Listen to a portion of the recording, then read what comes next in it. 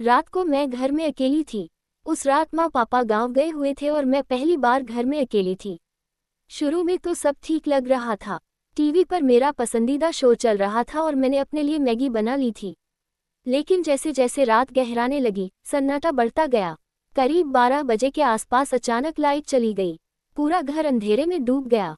मैंने टॉर्च जलाए और मोबाइल उठाया, नेटवर्क भी नहीं था। तभी रसोई घर से बर्तनों के खड़कने की आवाज आई। मेरा दिल जोर जोर से धड़कने लगा। मैं धीरे धीरे वहां पहुंची, लेकिन वहां कोई नहीं था।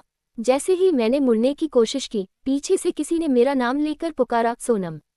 मैं जम गई। आवाज बहुत धीमी और डरावनी थी। मैंने हिम्मत करके मुड़कर देखा, वहां कोई नहीं था। मैं भागकर अपने कमरे में आ गई और दरवाजा बंद कर लिया। पूरी रात आंखों में नींद नहीं थी। अगली सुबह जब माँ पापा लौटे तो मैंने उन्हें सब बताया। पापा ने हल्की मुस्कान के साथ कहा, ये घर 50 साल पुराना है बेटा। तेरी दादी भी कहती थी कि रात में कोई उसे आवाज देता है। पापा की बात सुनकर मेरा दिल बैठ गया। क्या वाकई इस घर में कुछ था? मैंने ठान लिया कि अब इसकी सच्चाई जाननी है। अगले दिन मैंने घर की पुरानी अलमारी टटोलनी शुरू की, जिसमें दादी के ज़माने की चीज़ें रखी थी। एक पुराना डिब्बा मिला, उसमें कुछ पीले पन्ने थे और एक काली सी तस्वीर।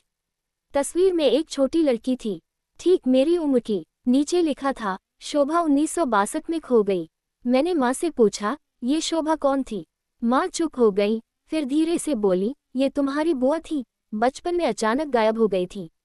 कोई पता नहीं चला। सबने मान लिया कि वो अब इस दुनिया में नहीं है। अब सब कुछ जोड़ने लगा, वो आवाज़, वो डर और ये तस्वीर। मैंने तस्वीर अपने कमरे में रख दी और मन ही मन कहा, अगर तुम कुछ कहना चाहती हो तो सामने आओ। उस रात सपना आया, वही लड़की आए और बस एक बात बोली, मुझे ढूंढो, मैं अब भी यही हूँ। अगली सुबह मैंने उसी कमरे की ज़मीन पर ध्यान दिया जहाँ से बर्तन खड़कने की आवाज़ आई थी। वहाँ फर्श कुछ अजीब लग रही थी। पापा की मदद से जब हमने वहां खुदाई करवाई तो नीचे एक छोटी सी लकड़ी की संदूक मिली। उस संदूक में वही कपड़े थे जो तस्वीर में लड़की ने पहन रखे थे और एक पायल जिसकी घंटी अब भी हल्की आवाज में बज रही थी। पुलिस को सूचना दी गई, जांच हुई और इस रहस्य को आखिरकार सबके सामने लाया गया। अब उस लड़की की आत्मा को शांति मिल गई थी। उसके बाद कभी कोई अजीब आवाज नहीं आई। अगर आपको ये कहानी अच्छी लगी हो तो वीडियो को लाइक करें, चैनल को सब्सक्राइब करें और कमेंट में लिखें, मेरे विचार मेरी ताकत हैं। अगली कहानी में फिर मिलेंगे एक नए विचार के साथ।